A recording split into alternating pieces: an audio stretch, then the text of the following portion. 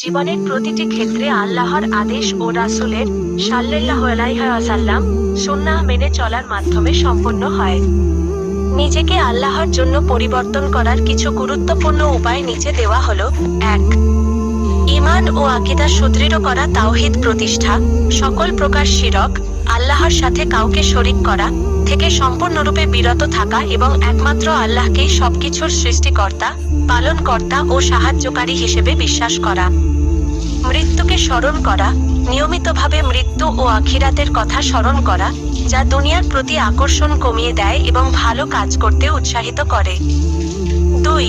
ফরজ ইবাদাতে গুরুত্ব দেওয়া, সালাত, নামাজ, ৫ ওয়াক্ত ফরজ নামাজ সময়মতো এবং একাগ্রতার সাথে আদায় করা।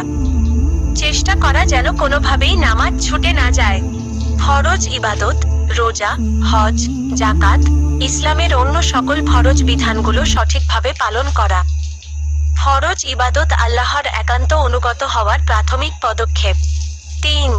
হারাম বর্জন করা ও গুনাহ থেকে দূরে থাকা, হারাম কাজ ত্যাগ, গান বাজনা, হারাম সম্পর্ক, সুদ, ঘুষ, মিথ্যা, গীবত, পরনিন্দা, চগলখড়ি ইত্যাদি সকল প্রকার হারাম কাজ থেকে নিজেকে দূরে রাখা। ছোট পরিবর্তন থেকে শুরু। যদি বড় কোনো গুনাহ ছাড়তে কষ্ট হয়, তবে ছোট ছোট পরিবর্তন দিয়ে শুরু করুন এবং ধীরে ধীরে সব গুনাহ থেকে তওবা করুন। ইস্তেগফার, ক্ষমা প্রার্থনা, যখনই কোনো ভুল বা গুনাহ হয়ে যায়, সাথে সাথে আল্লাহর কাছে বিনয়ের সাথে ক্ষমা চাওয়া, ইস্তেগফার ও তওবা করা এবং ভবিষ্যতে সেই গুনাহ না করার দৃঢ় প্রতিজ্ঞা করা।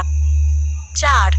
ভালো চরিত্রে ভূষিত হওয়া, ভালো চরিত্র গঠন, অহংকার, রাগ, কৃপণতা, হিংসা বিদ্বেষ পরিহার করে ধৈর্য, বিনয়, দয়া, অল্পে তুষ্টি এবং সততার মতো উত্তম গুণাবলী অর্জন করা। অন্যের উপকার করা, আল্লাহর সৃষ্টির প্রতি দয়া অনুগ্রহ করা, অন্যের দোষ ত্রুটি গোপন রাখা এবং মানুষের উপকার করার চেষ্টা করা। ৫. জ্ঞান অর্জন ও আধ্যাত্মিক উন্নতি, কুরআন ও সুন্নাহর জ্ঞান, নিয়মিতভাবে কুরআন তিলাওয়াত করা, তার অর্থ ও ব্যাখ্যা বোঝা এবং রাসূলের সাল্লাল্লাহু আলাইহি ওয়াসাল্লাম জীবনী ও হাদিস সম্পর্কে জ্ঞান অর্জন করা। নেক আমল বৃদ্ধি, ফরজ ইবাদতের পাশাপাশি নফল নামাজ, যেমন তাহাজ্জুদ, ইশরাক, নফল রোজা, দান সদকা ইত্যাদি বেশি বেশি করা। জিকির, আল্লাহকে স্মরণ, সর্বদা আল্লাহকে স্মরণ করা এবং আল্লাহর প্রশংসা ও মহিমা বর্ণনা করা। ৬. আল্লাহর সাথে সম্পর্ক স্থাপন, খাঁটি নিয়ত, জীবনের প্রতিটি কাজ, খাওয়া, ঘুমানো, চাকরি বা ব্যবসা করা, সবকিছুর পেছনে যেন আল্লাহর সন্তুষ্টির উদ্দেশ্য থাকে।